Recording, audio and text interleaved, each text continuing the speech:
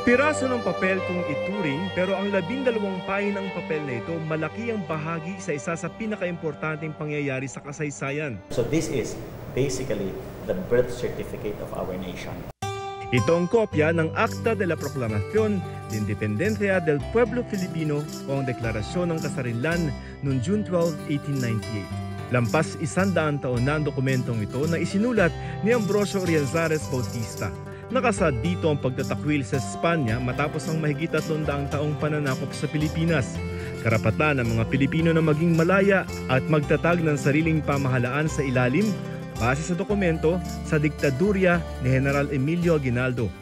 Ayon kay Jaime Ponce de Leon, isang sundalo ni General Emilio Aguinaldo na si Jose Banuelo ang kumopya ng orihinal na deklarasyon. This was at a time na wala pang photocopy, wala pa tayong iPhone to ensure that everything is captured in a picture.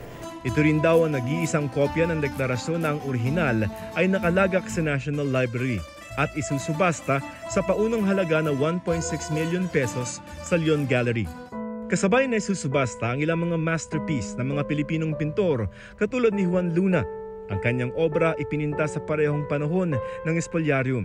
Ganon din ang kina Cesar Legazpi at Fernando Amorsolo na tampok ang obrang Under the Mango Tree at nagkakahalagang 18 million pesos. I felt that it has to come back to the Philippines, no?